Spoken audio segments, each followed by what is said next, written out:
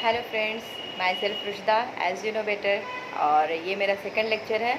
और जैसा कि मैंने आपसे वादा किया था कि मैं बहुत जल्दी सेकंड लेक्चर लाऊंगी, तो मैंने आज अपना लेक्चर मैं अपना भेज रही हूँ, जिसके थ्रू मैंने सोचा है कि बहुत सारे लोगों की क्वेरीज आ रही थी कि 67th बीपीएससी पीटी के लिए आप स्ट्रैटेजी बताइए मैम प्लीज़। तो मैंने सोचा कि ठीक है, आज मैं 67th बीपीएससी पीटी के लिए स्ट्रैटेजी बताऊंगी, जो कि मैं अपने स्ट्रेटजी से उसे कोरिलेट करके बताऊंगी कि किस तरह से मैंने प्रिपरेशन की थी और आगे 67 के लिए किस तरह से आपको और किस चीज़ पे ध्यान देने की ज़रूरत है। तो शुरू करते हैं। Welcome to our channel Rushda BPSC. सबसे पहले तो अगर आपको पीटी के लिए प्रिपरेशन करना है, आप फ्रेशर है, तो सबसे पहले आप एनसीईआरटी की बुक उठाएंगे, ठीक है। तो एनसीईआरटी 6th क्लास से लेकर के 12th क्लास तक की, ओके। We have 7 subjects. सबसे पहला सब्जेक्ट है हमारा history, most important subject. Current affairs, very very important. Current affairs का वेटेज अभी बहुत ज़्यादा हो रहा है, इसलिए इस चीज़ को हम नेगलेक्ट नहीं कर सकते हैं। इस पर पूरा फुल फोकस होकर के तैयारी करना है।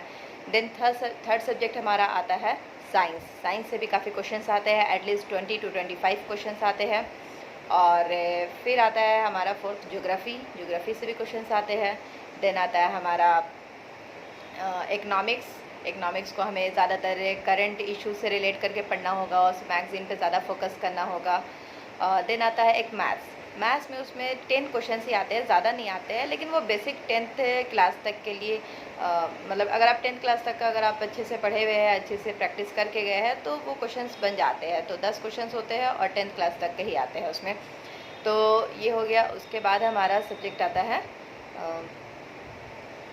History geography. इकनॉमिक्स। एक सब्जेक्ट आता है पॉलिटी, और पॉलिटी से भी क्वेश्चंस आते हैं। तो पॉलिटी के भी बेसिक क्वेश्चंस होते हैं, ज़्यादा टफ नहीं होता है, तो इस चीज़ का आप ध्यान रख सकते हैं।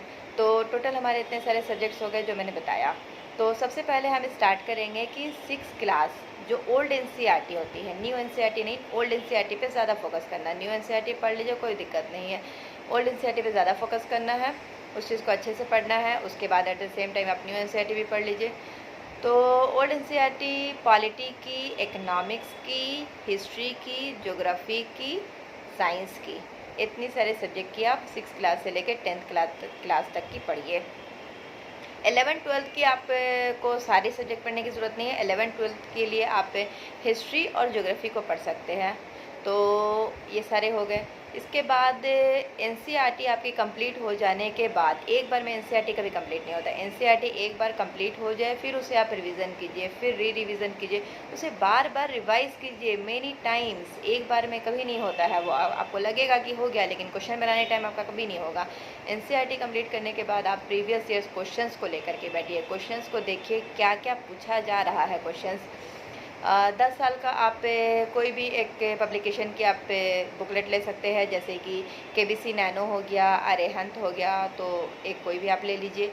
उसमें आप क्वेश्चंस को सब्जेक्ट वाइज पहले तो एनालाइज़ कीजिए। अगर आप हिस्ट्री पढ़े हैं, फिर हिस्ट्री को एनालाइज़ कीजिए। पहले तो सारे क्वेश्चंस को देखिए, एटलीस्ट 10 ईयर्स, प्रीवियस 10 ईयर्स का आपको देखना होगा क्वेश्चन। वो सारे 10 ईयर्स के क्वेश्चंस को आप सॉल्व कीजिए, उसको बनाने की कोशिश कीजिए, फिर आपको समझ में आएगा कहाँ कहाँ पर आपसे गलती हो रही है। फिर से उस चीज़ को आप पढ़िए और फिर से बनाइए। इस तरह से आपका क्लैरिटी आता चला जाएगा। ये मत सोचिए कि इसमें टाइम लग रहा है, छोड़ो इसको आप बाद में कर लेंगे, एक बार कर लिया अब आगे दूसरा सब्जेक्ट पढ़ लेते, ऐसा नहीं होता है। आपको टाइम लग रहा है, कोई बात नहीं, वो टाइम लगेगा, लेकिन उसी से ही क्लैरिटी आएगी। उसी टाइम आप बार बार पढ़िएगा तो वो ज़्यादा अच्छे से क्लियर होगा। आप फिर 4 दिन के बाद उसी चीज़ को पढ़िएगा तो फिर से उतना ही टाइम लग जाएगा आपको पढ़ने में। तो इससे बेटर है कि आप एक सब्जेक्ट पे अच्छे से कमांड कीजिए, फिर जो है नेक्स्ट टाइम आप दूसरा सब्जेक्ट उठाइए, दूसरा सब्जेक्ट को पढ़िए, फिर उससे आप क्वेश्चंस देखिए क्या क्या क्वेश्चंस पूछे गए हैं। वो सारी चीज़ें हो गई। फिर आती है बुक लूसेंट की। तो लोग बोलते हैं कि लूसेंट को कैसे पढ़ना है, इतनी सारी चीज़ें हैं, क्या क्या पढ़े क्या छोड़े। तो मैं यही कहूँगी कि जो प्रीवियस ईयर्स क्वेश्चंस मैं इसीलिए बोली हूँ देखने के लिए, कि आपको प्रीवियस ईयर्स क्वेश्चंस देखना है कि कौन कौन सी चीज़ें बार बार पूछी जा रही है, बार बार रिपीट हो रही है, उसी चीज़ पे ज़्यादा फोकस करना है। वही फिर से पूछा जाएगा, कोई नया नहीं पूछा जाएगा। हर डाटा को याद नहीं करना है। लूसेंट में बहुत सारा डाटा है जो कि लोग सोचते हैं कि हर डाटा को कैसे याद करें, हर पेज हर लाइन को हम लाइन बाय लाइन कैसे रटें।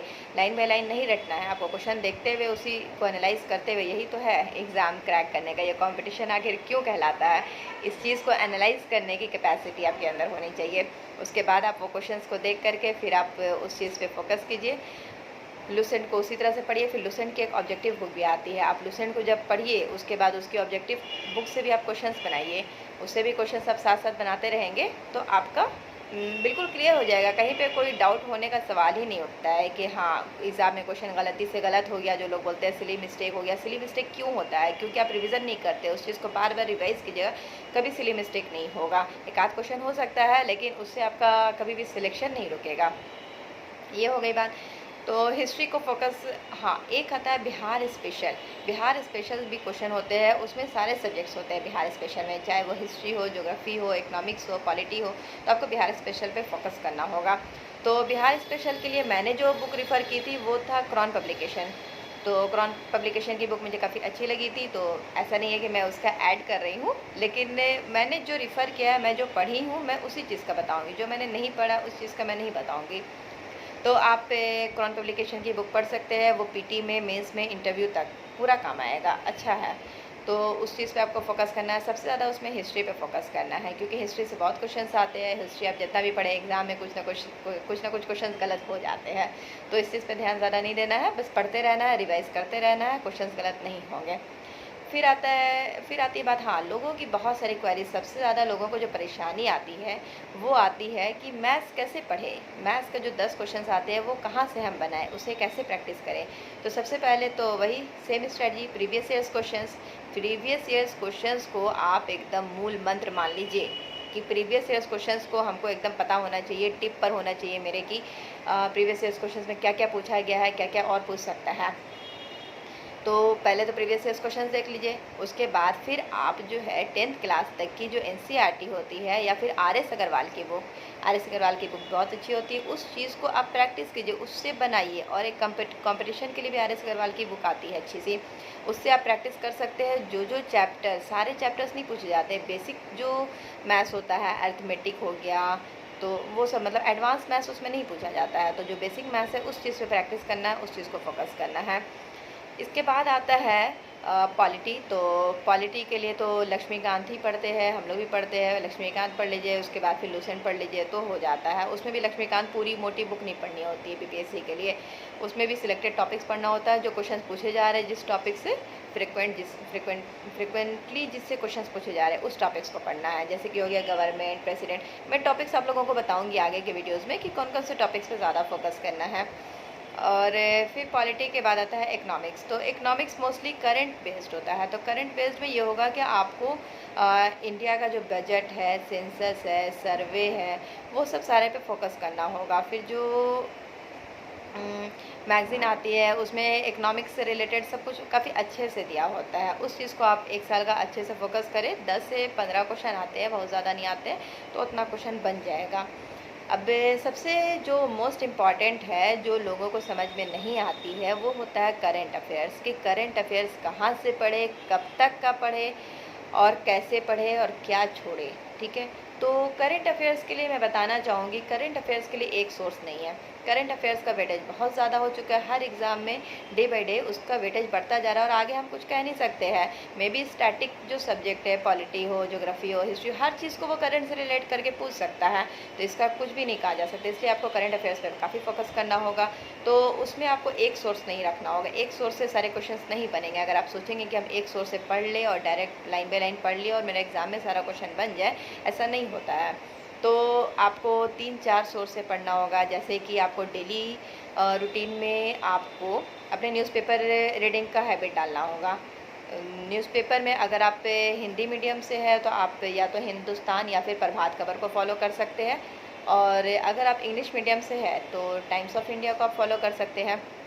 बस एक न्यूज़पेपर आपको फॉलो करना है, और उसमें मतलब हर न्यूज़ को नहीं पढ़ना है, उसको भी पढ़ने का एक तरीका है। जो आपके एग्ज़ाम से रिलेटेड क्वेश्चन पूछा जा रहा है उस चीज़ पे फोकस करना है, और उसको अगर ऐसा लगे तो उसको नोट डाउन कर सकते हैं कहीं पे एक डायरी में। बहुत ज़्यादा डिटेल में नोट डाउन करने की ज़रूरत नहीं है, बस एक पॉइंट्स फैक्चुअल पूछे जाते हैं, जो पीटी में पूछा जाता है वो फैक्चुअल क्वेश्चन होते हैं। तो उस चीज़ को आप डायरी में नोट करते जाइए, नोट डाउन कीजिए।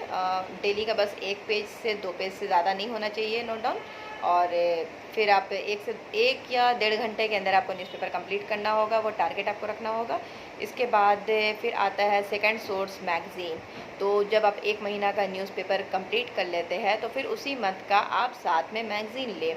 अगर आप इंग्लिश में वैसे तो मैंने जो फॉलो किया था वो क्रॉनिकल फॉलो किया था, तो हिंदी मीडियम में और इंग्लिश मीडियम में वो दोनों ही आता है।